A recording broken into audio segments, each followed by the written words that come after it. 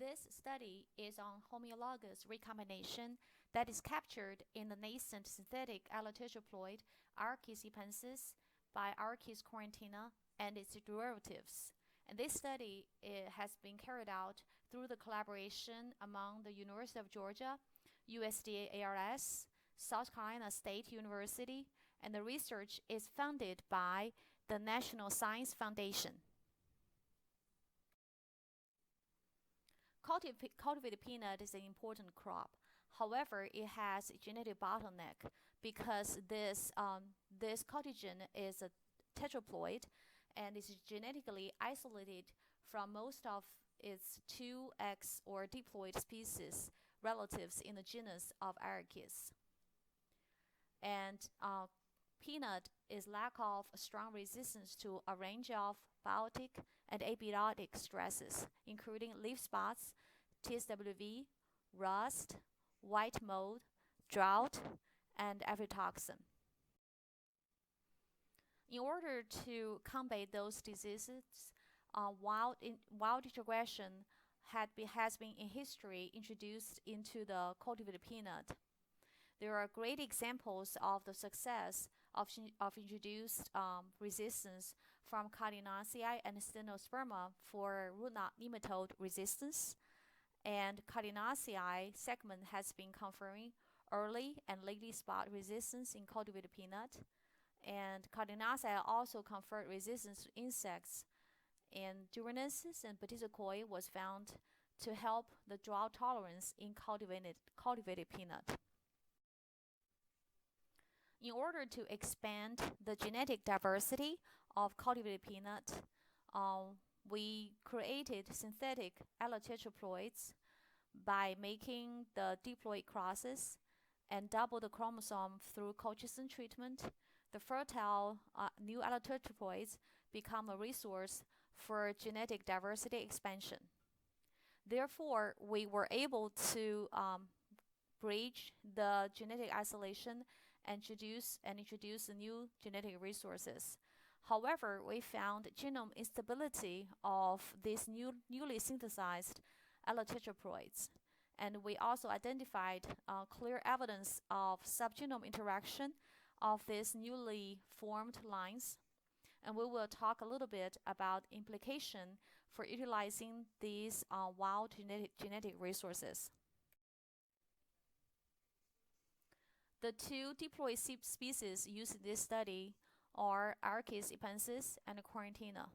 Ipaensis was found to have rust and fall armyworm resistance, and correntina was found to have resistance to peanut mold mottle virus, clump virus, ring spot virus, tomato spotted virus, and leaf spot resistance. Homologous genome recombination was defined as a long stretch of chromosome segment that demonstrate homologous recombination.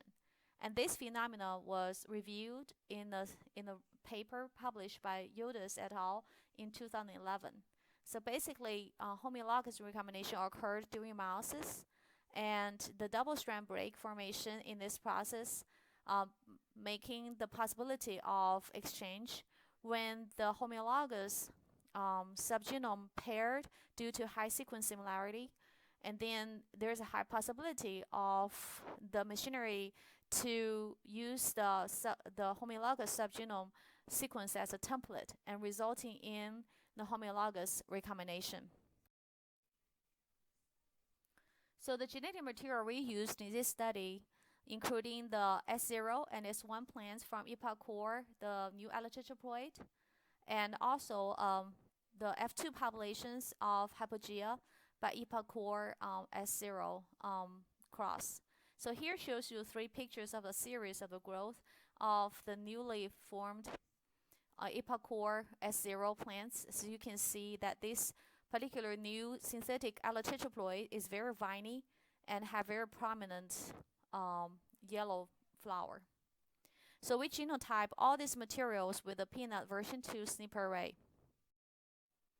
Here is an example of a locus demonstrating homologous recombination and a segregation among selved progenies of the ipaensis.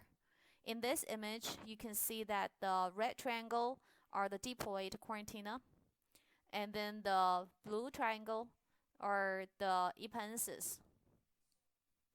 Most of the core 4X or allotetraploids are expected fall in the middle cluster, which are those light purple circles, and which means they have this homologous combination of the two subgenome, and then they appear to be heterozygous in the genotyping. Really, they're just homologous cluster.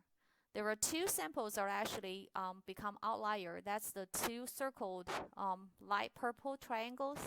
Those are S0, and then they shifted away from the homologous middle cluster and form a separate cluster that shifted towards correntina. So these two samples have one strand of the ipaensis subgenome being replaced by that of correntina. And this particular plant have 7 progenies. Those are circled dark purple triangles. And 3 of those triangles, the S1 progeny from that plant, cluster together with correntina, forming a tetrasomic region for the correntina subgenome. And then the rest 4 are just having the mother plant constitution, that is trisomic for correntina. And this is a table summarized that genomic region demonstrated in the previous slide. So in here we have this region was identified on the B04 chromosome, and is at the end of the chromosome, spanning about 6.7 billion base pair long, and with a marker density of 352 kb per marker. So we also studied this particular S0 of the IPA core was crossed with hypogaea. So we studied the segregation of this particular region among the F2 population. So as you can see in the left hand, the B image of this picture, it shows that F2 population segregates into 5 clusters. When we study the genetics of the segregation, we can see that, and also we counted the number of F2 individuals in each cluster.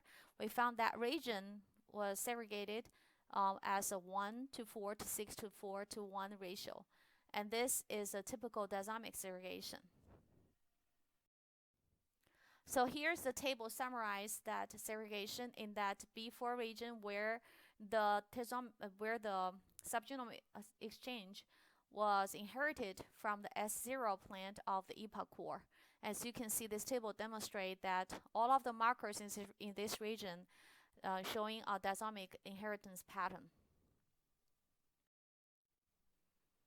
Besides those inherited subgenome exchange, we also found we look for new events of subgenome recombination in the F2 population that was not found previously in the parent plants. So here we look into those markers that are actually monomorphic between the IPA core and the hypogaea parent. So in this case, you can see the yellow circle, including most of the plants. The 2 S0 IPA core plants are the purple, the two light purple colored circles, and then the orange is the hypogaea parent. So this is monomorphic, and as expected, most of the F2 plants, and here we actually have 456 F2 plants in here, so most of them cluster tightly in the same cluster as the parents as expected. This is a monomorphic marker. However, we do have some of the F2 plants fell out of this cluster and forming a separate cluster, which is actually closer to correntina, which is a red triangle, and closer to the ipaensis on both sides. So these outlier F2 actually indicating they subject to new subgenome recombination as they forming the F2 population. So here we show the complete image of the results from the 456 F2 individual from one of the F1 hybrid, and that is colored with a brown background, and another 456 F2 individual from another F1 hybrid is colored with gray background. So you can see out of this 900 some F2 individuals, you can see that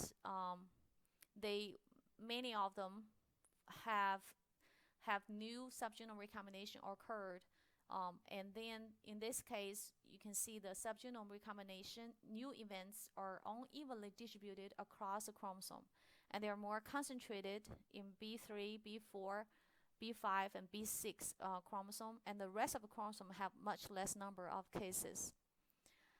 And the correntina replacing the ipaensis events are colored pink, and ipaensis replacing correntina are colored light blue. And from the overview, you can see that actually the direction of subgenome recombination is balanced. And when we calculate the ratio, is actually 1. So they are equal. So here shows the counting of number of recombination events along the chromosome position, and we demonstrate 4 chromosomes because these 4 accounts for 95% of the recombination events captured by the array. And you can see most of the events occurred at the end of the chromosome. Besides the inherited subgenome recombination demonstrating the F2 population, we also look for other subgenome recombination events captured in S0 and S1 plants. So these are independent from that B4 region we discussed before. So here it shows like the other, the first 4 are the S1 plants descending from that S0 to the plant have the B4 subgenome recombination. You can see the S1 plants actually have additional subgenome recombination events captured that is not found in the mother plant. So in this case, we know that as generation advanced through selfing, new events also are arising.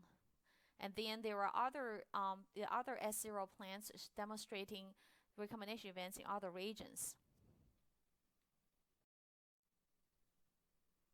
So in summary, chromosome recombination between the 2 subgenomes was detected in the S0 and S1 generation of the newly created IPA-core allotetraploid.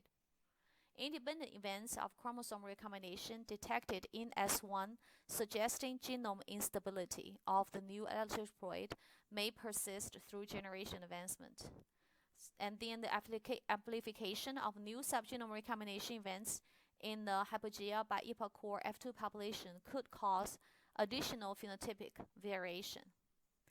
However, in the breeding perspective, this genome instability can be a double-edged sword. So it can favor us by having more opportunity of genetic diversity introduced into the breeding program. However, because of instability, we could also lose the important phenotypic traits as generation advances. Therefore, the lesson to be learned is that this material needs to advance further and to be stabilized in the breeding program to finally bring in favorable alleles as we expected. Thank you.